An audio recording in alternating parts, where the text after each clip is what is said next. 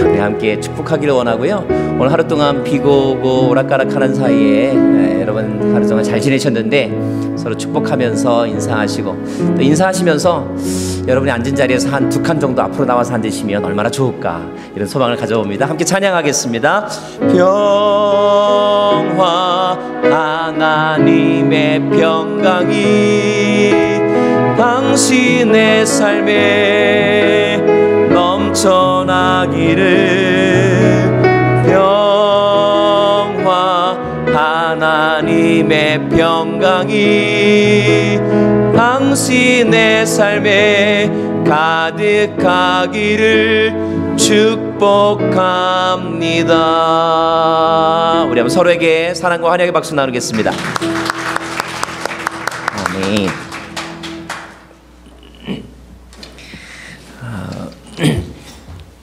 초등학교 시험 답안지에 나와 있는 말인데요.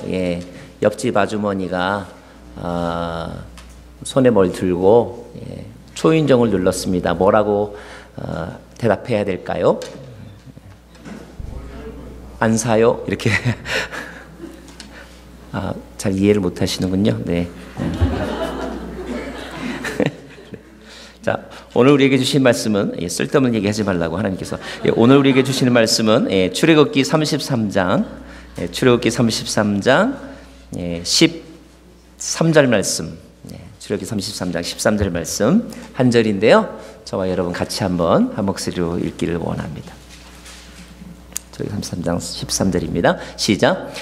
주께서 나를 기쁘게 여기신다면 제발 주의 길을 내게 가르쳐 주셔서 내가 주를 알게 하시고 계속해서 주께 은총을 입게 해 주십시오. 또 이 민족이 주의 백성들임을 생각해 주십시오.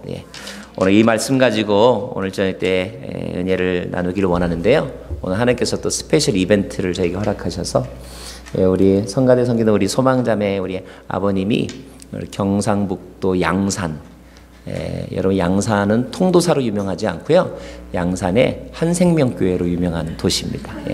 우리 한생명교회 약 한 13년 전에 개척하셔서 개척교회를 섬기고 계신데 이번에 한 3개월여 만에 가족들 만나러 오셨어요. 그래서 이 저녁 시간에 귀한 말씀 나눔 갖기를 원합니다. 우리 김건용 목사님 박수로 환영하겠습니다.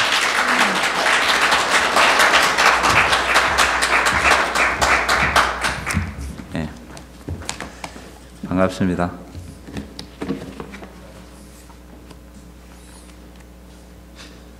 저희 교회는 우리말 성경을 안 쓰는데 우리말 성경을 쓰니까 조금 생소하더라고요.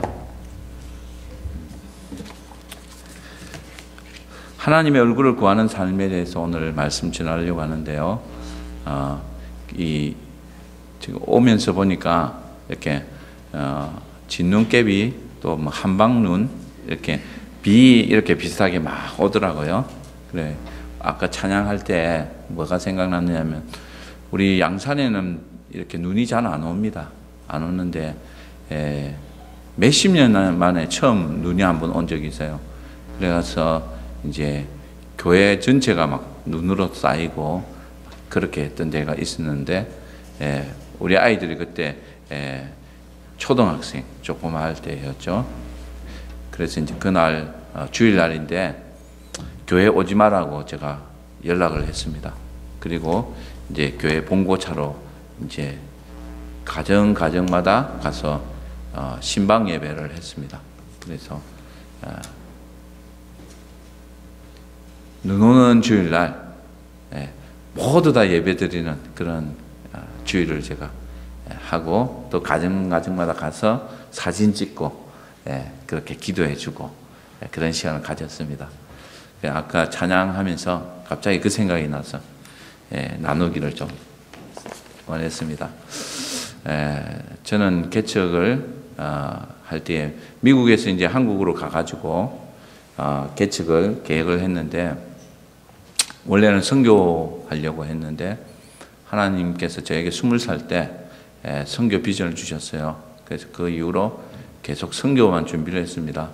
그래서 그 가운데 있다가 교회를 개척하는데 한 3년 정도 개척하고 선교 가야 되겠다 이렇게 생각하고 시작했는데 저하고 집사람하고 우리 아이들 3명하고 그렇게 해서 첫 주일날 우리 동생 집에서 개청 예배를 드리고 그리고 그 다음에 이제 양산으로 가서 집을 구했습니다.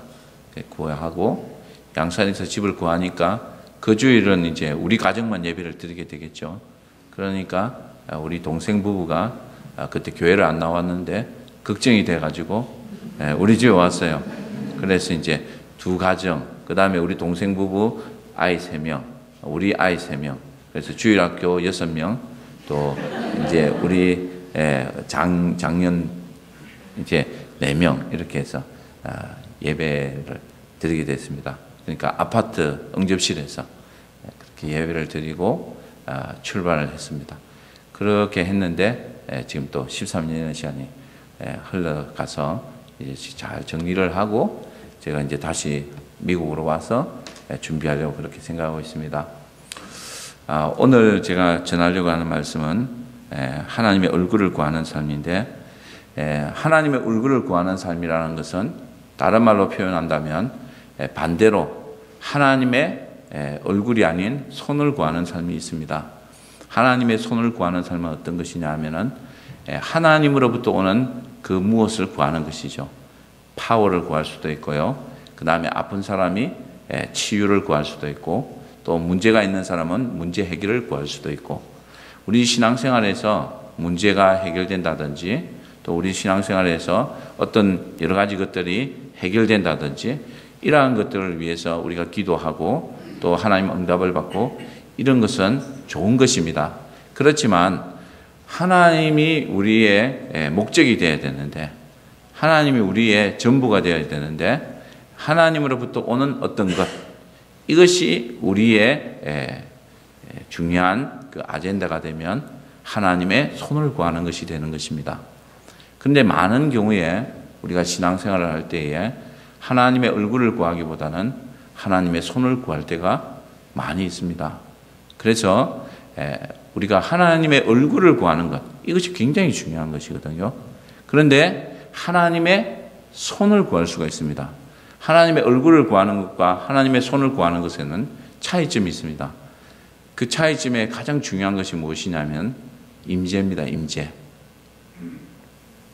하나님께서 33장에 보면 모세에게 말씀하셨습니다. 내가 너희들이 원하는 젖과 꿀이 흐르는 가나안을 획득하도록 해주겠다. 그러나 나는 너희들과 함께 가지 않겠다. 왜냐하면 이스라엘 백성들이 하나님의 얼굴을 구하지 않고 하나님의 손을 구했기 때문에 그렇습니다. 40년 동안 광야 생활을 했지만은 이스라엘 백성들은 끊임없이 하나님의 손을 구했어요. 하나님께서 광야에서 일어났던 기적들은 전무후무한 기적들입니다. 엄청난 기적들이 일어났습니다. 그러나 이스라엘 백성들은 항상 원망했습니다. 항상 불평했습니다. 항상 하나님만을 바라보고 나가지 못했습니다. 그렇기 때문에 하나님의 임재가 없었습니다. 하나님의 임재는 항상 하나님의 얼굴을 구할 때 하나님의 임재가 있습니다. 하나님의 얼굴을 구하지 않으면 하나님의 임재가 함께 할 수가 없어요. 그러면 하나님의 얼굴을 구할 때에 함께 나타나는 것이 하나님의 임재며 함께 나타나는 것이 하나님의 영광입니다. 그래서 우리가 목적하는 것은 하나님께 영광 드리는 것. 우리가 영원토록 하나님을 즐거워하고 하나님께 영광 돌리는 삶. 이것이 우리 삶의 목적인데요. 하나님의 손을 구하게 되면 하나님의 영광이 드러나지 않습니다. 그리고 하나님의 임재가 드러나지 않습니다.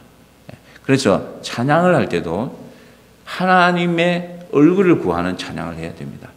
하나님만이 우리의 목적이 되셔야 돼요. 그러면 그 모임에는 하나님의 임재가 임합니다. 하나님의 임재가 임하면 하나님의 영광이 임합니다.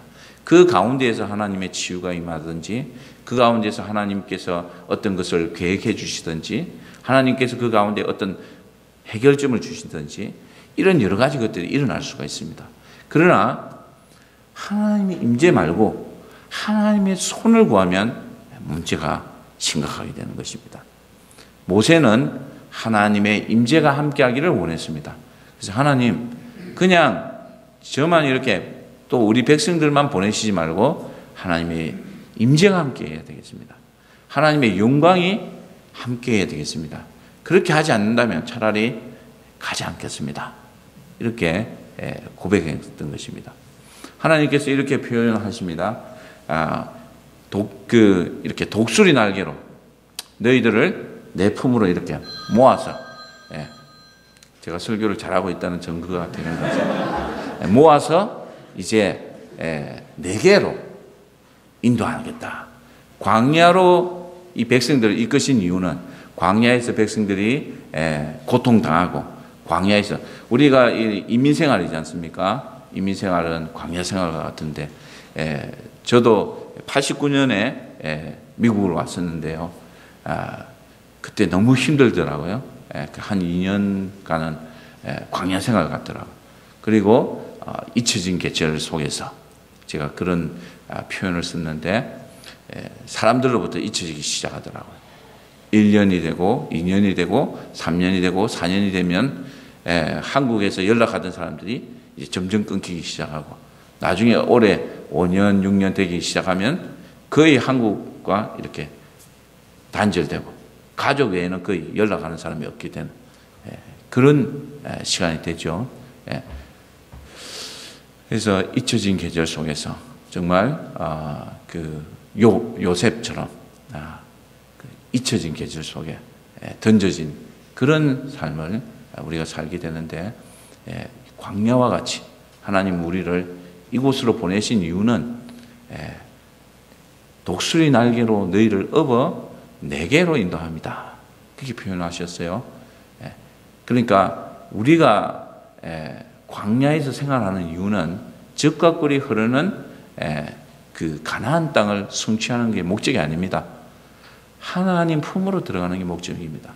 하나님의 인도함으로 우리가 순종하면서 나아가는 것이 이게 목적이에요.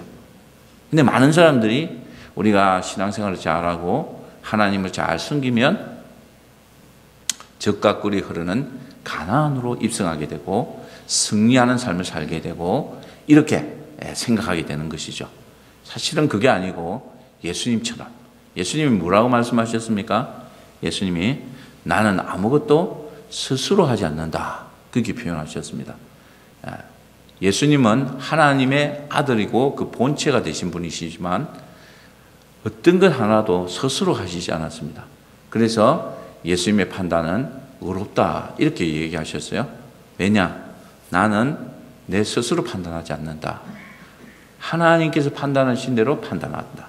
그렇기 때문에 예수님의 판단은 의롭다 이렇게 표현하고 있고 또 예수님은 스스로 이렇게 일하시지 않습니다. 사역도 스스로 하시지 않아요. 그 요한복음 5장에 보면 그 베데스다 유목가에 그 많은 병자가 있지만 그 38년 된 병자를 고치셨죠. 전 병자를 다 고치실 수도 있습니다. 능력이 되시죠. 근데 왜 38년 된 병자 한 사람만 고쳤겠어요? 그런 어머니 드시지 않습니까? 능력이 있으신데 스스로 하시지 않기 때문에 그렇습니다. 능력을 가지고 다 하실 수 있지만 하나님께서 하기를 원하시는 것만 했다는 것이죠. 그래서 하나님 음성 듣는 게 굉장히 중요합니다. 다시 말해서 우리가 경건의 시간, 화이어 타임 하는 것이 굉장히 중요합니다. 여러분 경건의 시간을 통해서 하나님이 우리에게 말씀하시는 것들을 잘 경청하는 것, 이것이 굉장히 중요합니다. 왜냐하면 예수님은 그런 삶을 사셨기 때문에. 누가복음 11장에도 보면은 그 삭개오를 만나지 않습니까? 이것은 영화 같으면은 클라이막스나 다름없죠. 하이라이트입니다. 인산인해로 사람들이 모여 있는데 그곳에서 엄청난 기적을 행하셔야 되는데 그림이 좀 안 맞는 거죠. 제가 감독이라면 그렇게 짜지를 않겠어요. 근데 갑자기 인산인해로 모여 있는 사람들 가운데서 예수님은 아무 일도 안 하시고 뽕나무 위 앞으로 가셔서 삭개오야 내려오너라. 내가 오늘 너희 집에 유하여야겠다. 그리고